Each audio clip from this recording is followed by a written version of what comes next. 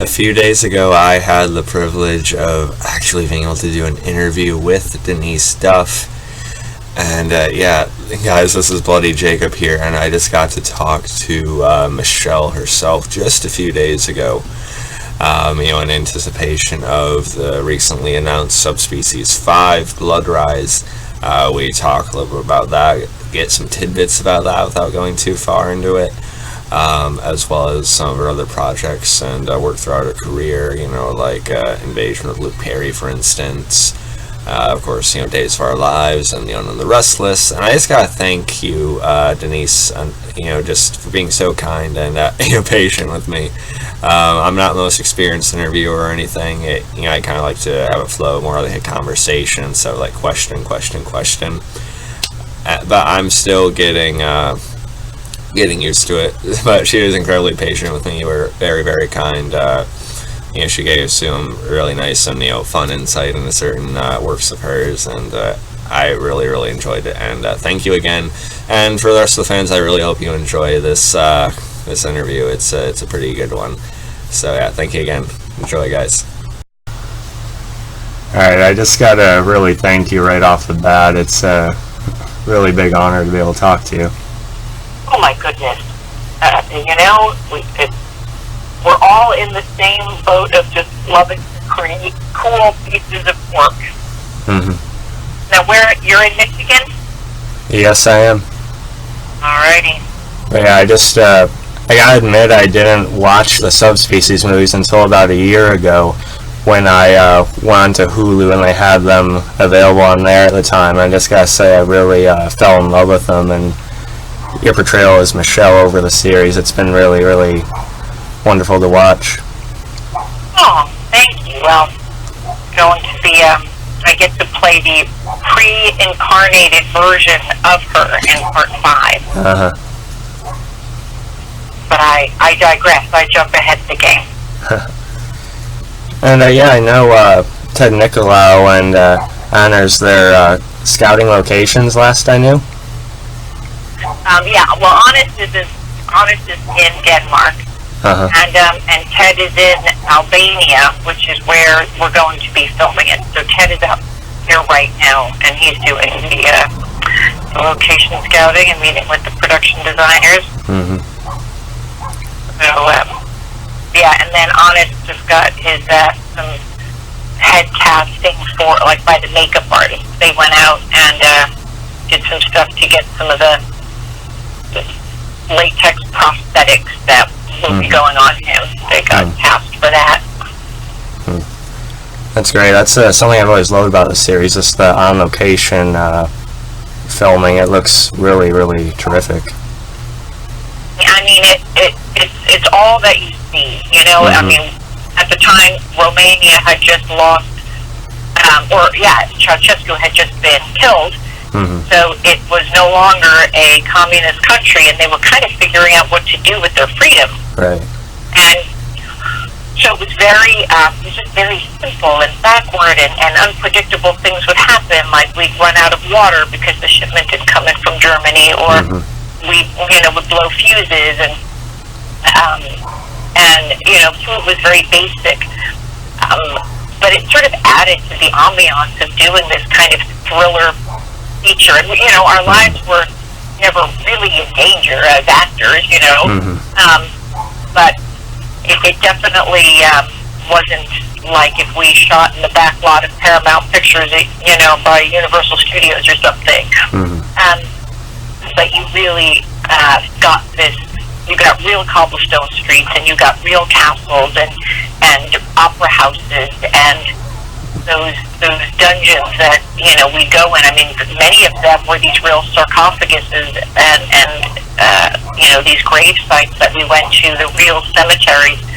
So much beauty and architecture and ironwork and marble is just erected in the cemeteries of Romania. I mean, they really put a lot of money into their dead loved ones, and we were able to really make use of the beauty and craftsmanship of the cemeteries of Romania.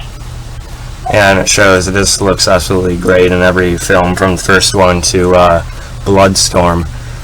And I just really gotta tell you, I love Michelle as a character. I even read the comic they did and everything like that.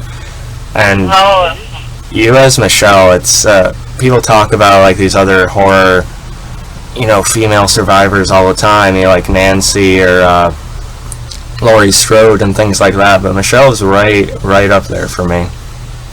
Oh, well, thank you. I love that I have a nice crew of loyal fans of that character and her struggle, and I certainly hope that we will get more new and a whole younger fan base to be introduced to this new film, and a lot of because Full Moon is still holding on.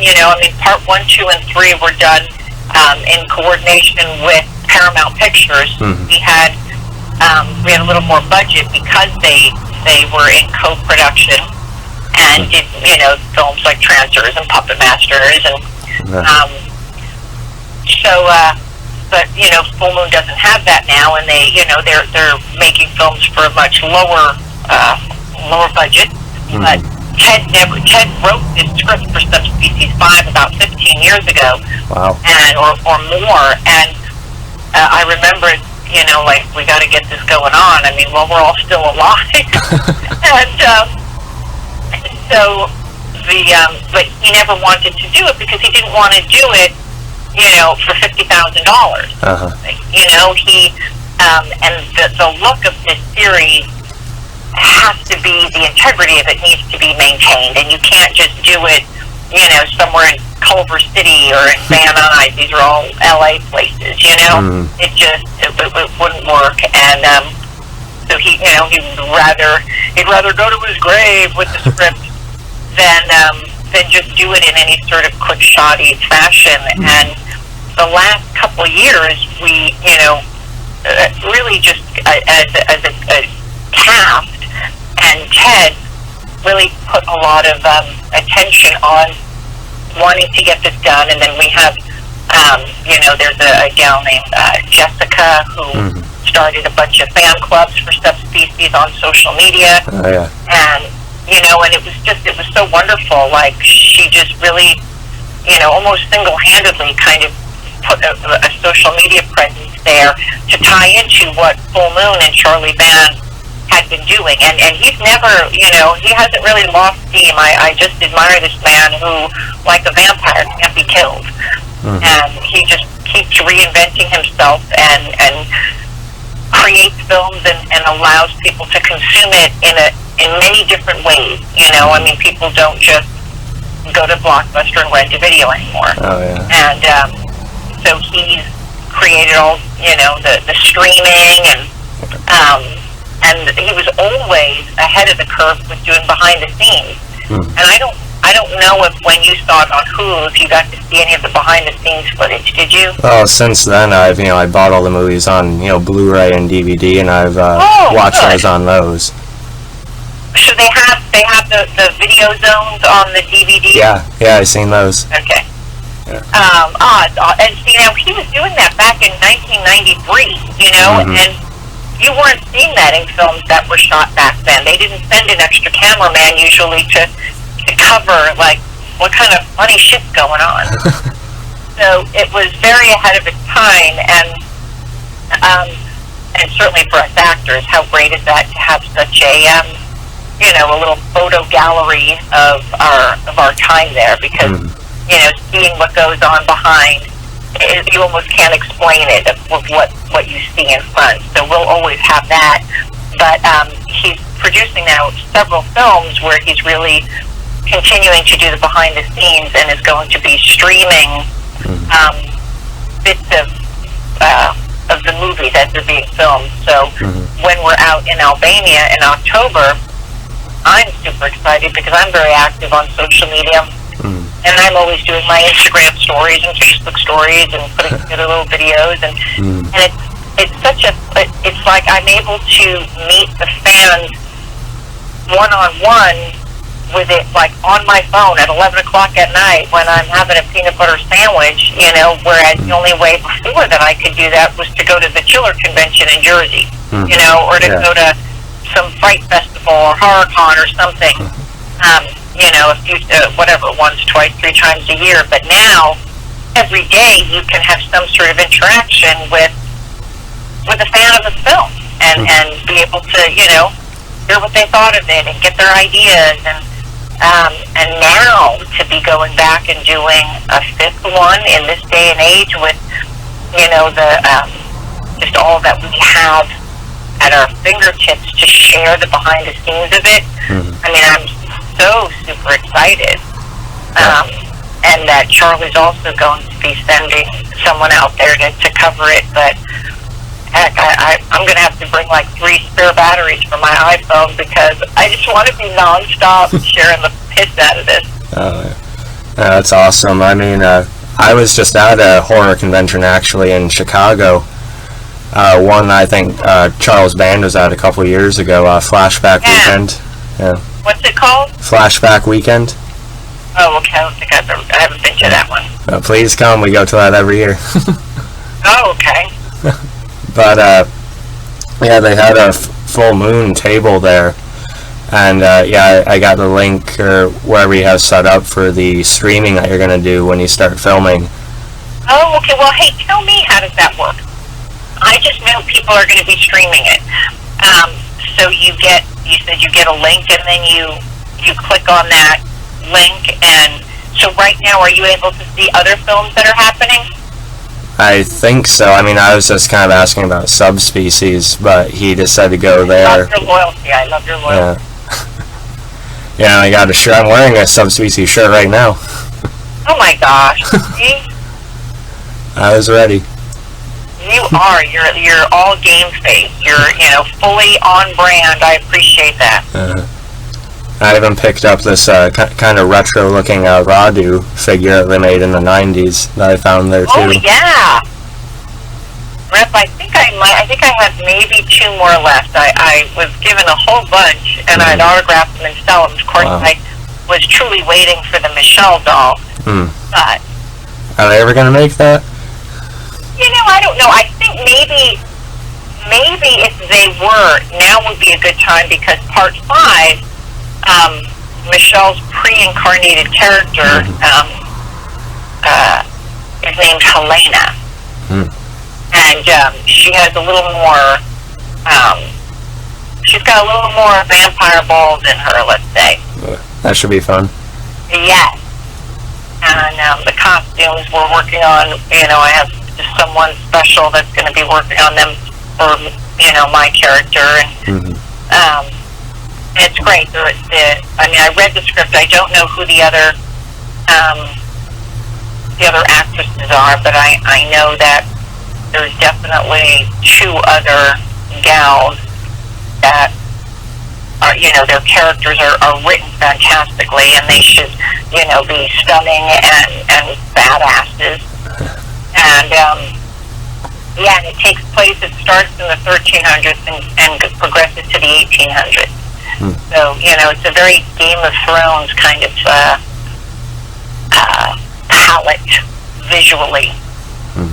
Yeah, I think that's a great direction to go, and just kind of playing on the period nature of it and diving into. It's supposed to be about what made Radu, basically, right? Yes. Is there any more you can tease about it a little? Let's see. I mean, I know it's going to be fascinating, sort of playing on like a, kind of an original spin on like the Dracula origin or something, Right. Let's see. I mean, there is a little bit of Vampire Journal's character in it. Ooh. And you get to the funny thing is I wouldn't mind telling you the whole story because you'd watch it and you'd love it just the same. Like it's not like, oh well, I already knew everything. I'm sure I would. I mean, I've been spoiled on movies before, and I still watch it just because of how much effort's put into it. Right. But the relationship between Helena character and Radu is the way Ted made Michelle's pre-incarnated version, her responsibility of him being a vampire and some of his rage is pretty genius. And it even brings in the Stefan character who made me a vampire. Really? Because remember, he's his brother, his half-brother. Right. So that character will be in it. Yeah, there definitely seemed to be more of a history between the two of them, so it'll be really interesting to see that explored. Yeah. Like, Radu is presented as this, of course, evil incarnate, basically, but I'm sensing there's more to it, somewhat of a tragedy, perhaps. Yeah, I mean, he might have been born from his wicked mother, but let's just say, possibly he was not raised in the underworld or the dark world and was raised more in a very spiritual way, and then something turned. Or something, yeah. So, yeah. Really had more of a life of service and gratitude and kindness, and then that changes. It sounds incredible. It sounds like it'll be the best kind of really full circle story the series has done yet. It's been so long yet it's felt like a natural progression to explore all this. Yeah. I mean, I can absolutely see it being another one. Like, I can see this story even being played out like, another one before it returns to present time.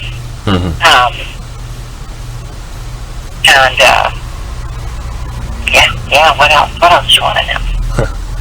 Are there plans to do another present time story?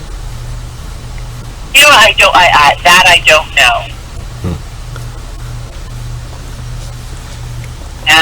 That hasn't been written. Radu's never really gone, right? It's true. It's absolutely true. I mean, you can always resurrect him. Always. Yep. Yeah, I gotta talk to you about some of your other work a little bit too. I mean, Young the Restless, Days of Our Lives, not too long ago. Yeah, I did. I was Wendy, the midwife, on Days of Our Lives for actually one of my episodes there this June, and then several years back, because they had called me back just recently, and that casting director actually was the same casting director at the time from Young the Restless. Oh, really? And she was like, I've got this part, it'll be great for you, you work great under pressure, and I have a role of a midwife who has to deliver this, one of the star's babies in a cabin with a gun to her head. And I'm like, I'm all over that shit.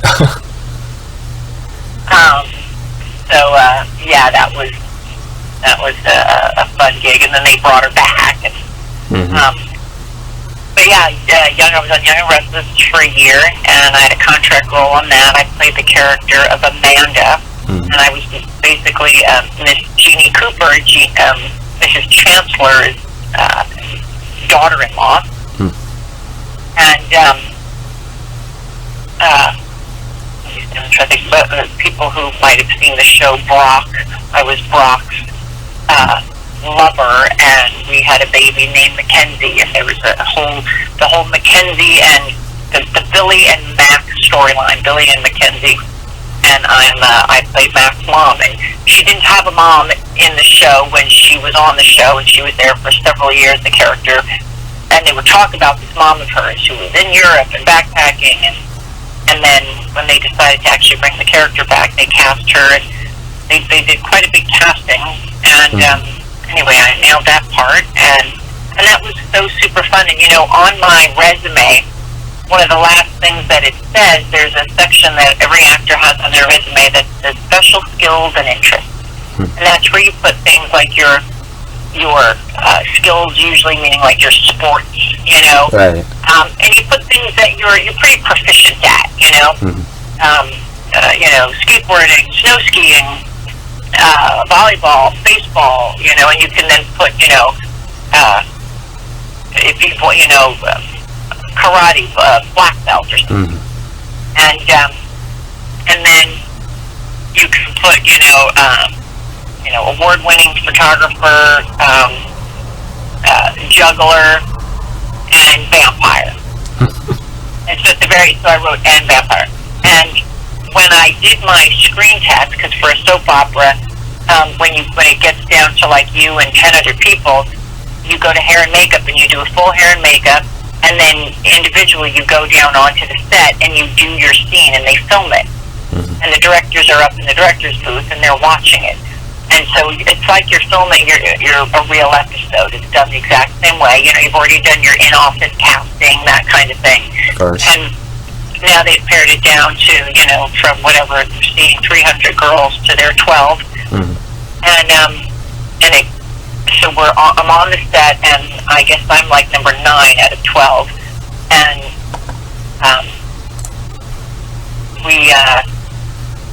I do my scene, and it's the very last line, and my daughter spurns me, and I'm standing there in the living room, and the tears are coming down my face.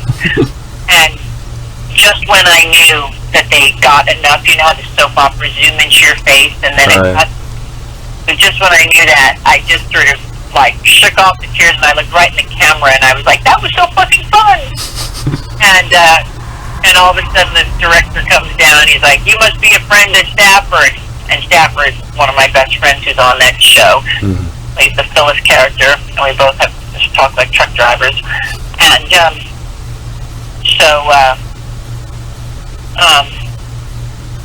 so he comes down, and he's like, nice work. I got a question for you." I said, "What, sir?" He goes, "What is this thing about a vampire?" And I said, "You know, it's just one of those things I stick on the resume, hoping that somebody will actually read it. So thank you very much for reading my resume all the way to the end." So that's my long story that didn't really go anywhere. But no, you're good. You know, it's always a good conversation piece. And he also did that Invasion series with the late Luke Perry. Oh, what a wonderful man, what a beautiful actor. He was just an absolute sweetheart to work with. Yes, that director I had worked with on a movie of the week called Reasonable Doubt, with Marlee Matlin and Mark Harmon. Poor Mark Harmon did NCIS. He was on a show called Reasonable Doubt with Marlee Matlin. And I did a guest star episode, and this director, Armand, had cast me in that, and this particular part had come up in Robin Cook's Invasion, and I had gone totally blonde at the time. I took like 2 years off of acting to be a mom, and I decided to bleach my hair, and he's like, "I don't care, it looks good." And so they flew me to Arizona, and we were shooting in a cafe there, and that was with Rebecca Gayheart. And the great part was that even though my character was this cute, bubbly diner waitress, you find out that she's also one of these aliens. And so the director said, "Okay, at this point then, after you give them their food, you go around the back of the kitchen, make the call, and then say your line, and the line is whatever, the others that head down to the warehouse, but the rest are here with me." And when he said that, he goes, "Yeah," and then he goes, "And on that last line, we're going to do some Photoshop onto your eyes and kind of make them green." He said, "So just kind of hold for a moment after that line." I said, "Okay." So the camera, they do their thing. They have this measuring tape. They measure for focus, and makeup touch-ups come do their thing, and the director gets over to the monitor, and the camera guy gets ready, and sound, speed, and action. And I say, "The others have gone to the warehouse. The rest are here with me." And when I said, here with me, I did the same direction that Ted Nicolau from Subspecies told me to do on day one. He said, when you're doing your vampire line, tilt your head down a bit and then look up into the camera, and it's a lot creepier. And so this director, of course, didn't give me that kind of specific note, but I did it. And when he said cut, he was like, cut, whoa, like the whole crew went, ah, you know. And it was just very cool to already know how to play a monster. Mm-hmm. Like, you know, there are definitely one of the things that Ted had me do when I was in Romania, walking the streets, stalking, looking for prey, was, wait, let me take a drink of water. He said, as you're walking, I don't want your head bouncing at all. It's like you're gliding. Now, meanwhile, I'm in high-heel boots on cobblestone roads in Romania. But, you know, give people what they want. And so, as I was gliding through the street, I was having to walk with my knees bent a bit to not bounce. And he wanted my hands to be sort of, my fingers flexed, like flexed out to the side, and kind of alive and moving. It's almost like your fingers are sensing they're being perceptive for what's the word? Perceptive receptors.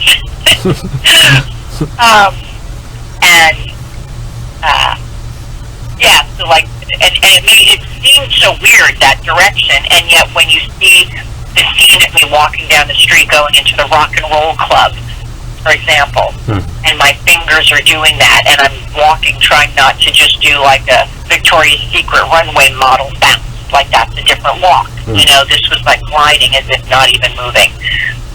And the irony is, years later, I played Sarah Palin in a movie, Night of the Living Dead, part, I don't know, 3, and it was 3D. Oh, yeah, that's right.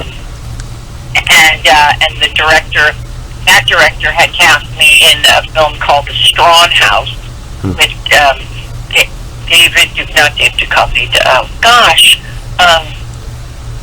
Strawn House. Oh my gosh, I love this actor so much. I will Google it and find it right now. So he cast me, you know, he remembered a scene because I played a scientist. He goes, you know, when your hair is up and you have glasses, you could resemble Sarah Palin. Anyway, I'm doing a film and I need her. I need someone to play a character of a woman like her, and she turns into a zombie. I'm like, all right. So when after I had turned into a zombie and I'm kind of walking a bit, he's directing me how to walk like a zombie, which was like the exact opposite of a vampire, because he wanted my fingers, instead of like being like delicate and being those sensory receptors, he wanted them like mangled and rigor mortis setting in, and like crunchy, choppy movements. Andrew Devoff, that's it. Yeah, the Wishmaster, that's it. Yes, the Wishmaster. And I would always call him the Wishmaster and forget it was Andrew Devoff, and then I'd call him Andrew Devoff and forget what the film he was in. Yes, and Karen Black was in that too. That was a super fun film to do. John Kassir, on camera, but off camera, voice actor from, like, he played Miko. He was the voice of Miko on the Pocahontas Disney movie. He was the voice of the Crypt Keeper. So it was super cool to play, you know, to have him be like my sidekick in this film. I bet, yeah. Oh, yeah. But yes, it was very cool to have the direction to, you know, I'm like, wow, I'm having to be directed on how to just walk like a dead person. That's an all-time career high, low, I don't know. Oh, well, I don't want to keep you all night, but I just wonder if there's like a certain memory from like any of the Subspecies movies, funny or just meaningful, that kind of sticks out to you after all these years. Well, certainly my friendship with Kevin, the American embassy actor that we've gotten very, very close as friends, and with Melanie Shatner as well. You know, there's it can be lonely out there. You know, people don't all speak English, and you're away from home. And we were there for 3 months, 3 months to make 2 films, all of June, all of July, and all of August. So, you know, you bond with people. I mean, you can bond with someone in a week, so imagine 12 of them. And on one of the scenes toward the end of our trip, even though we were shooting all the films out of sequence, we happened to be filming one of the ending scenes of part 3 toward the end of our trip. Now, at this point, I'm super close with Melanie, I'm super close with Kevin, and it was the scene where they're taking... where I'm in the body, I'm running on the top of the castle, and they bring a body bag to like put me in, and the director was directing Kevin to like not be so nurturing with me, right? And to just like I think either he wanted Melanie to do that or just like. Just let her stay in there, like you be on the lookout, you know, you're guarding, but don't. And I think they did a couple of takes, and he was just being a little too caring with me. And when they went to do the 3rd take, and I'm laying down on the ground and the parapet of the castle, and I'm in the body bag, and it's unzipped, and I just look at Kevin, and I say to him, remember, Kevin, you don't even know me. And it was great because we had, he to be reminded that I'm not Denice. I'm not Denice in trouble. I'm fucking Michelle, some sister of this girl that you're trying to bonk. You don't know me, you know? I'm like, and it was really wonderful because it worked. It really helped him to just distance himself from me and just do the direction that the director wanted. And I just, that was, it's just fun. And then, you know, I went off to direct my own vampire film, and, you know, it was one of, like, he really, Kevin actually was very much an encourager of that, you know. Every time I'm on a set, I always enjoy helping my fellow castmates do a better job and get into character better. I mean, I was laughing so much at one of the scenes where Raju pulls me down from the cemetery into one of our grave sarcophaguses. And it was just a very fun night. Ted had brought his wife and his 10-year-old son out to Romania, and he was such a cute kid, and he was so excited to meet me, and I was in such a good mood. And now we're about to say action, and Raju was supposed to be pulling me, you know, by my arm, and I'm supposed to be extremely, you know, horrified, and I was in such a happy mood. And just before they said action, there was a little bug on this gravestone that we were supposed to walk past, and I just smacked it with my hand and I ate it. I had to do something really fast to like put myself in character. And, you know, I knew it wasn't going to be a deadly bug, but I just had to do something that was just a little bit animal. Because a vampire is a little bit animal. Right. And literally, like you know, it was like, what? Camera, boom, it ate the bug, action. And then I was like, ugh. Yeah, I must have did it.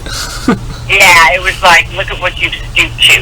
And that's very much how my character in the film felt. You know, to become a vampire in real life is a little tough for me to relate to.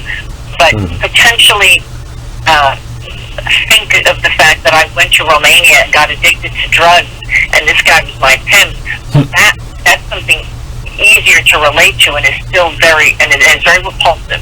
It would be an embarrassing addiction to have, and I can play that easier than, what if I'm this weird monster, you know? Right. So I sort of kind of used that a bit, and eating that bug was like having to take some hit of the drug. It was like, it embarrasses you. It's like, but it puts you in you're a completely different person at that point. Yeah, you gotta immerse yourself into the role somehow, you know, see it as you. That's right. You gotta, what parts of you, what would you do in this kind of a scenario? So, well, this was super cool. I hope you I hope you got what you needed. Yeah, I thought it was a shot in the dark. I would have understood if he didn't want to at all, but it's just a huge, huge honor. I can't thank you enough. My pleasure. Thank you so much for just supporting the art that we're doing and continuing, and that's what we all do this for, is to, we need to entertain. There's so much crap going on in the world that, if we can sit for an hour and a half and watch a cool, wretched, awesome story unfold, and I get to have any part of that, whether I'm watching it or helping create it, I'm honored. Thank you very much. I'm never going to stop supporting you guys. You do really great work. Thank you so much. Have yourself a great night. Oh, you too, Denice. Bye-bye. Bye.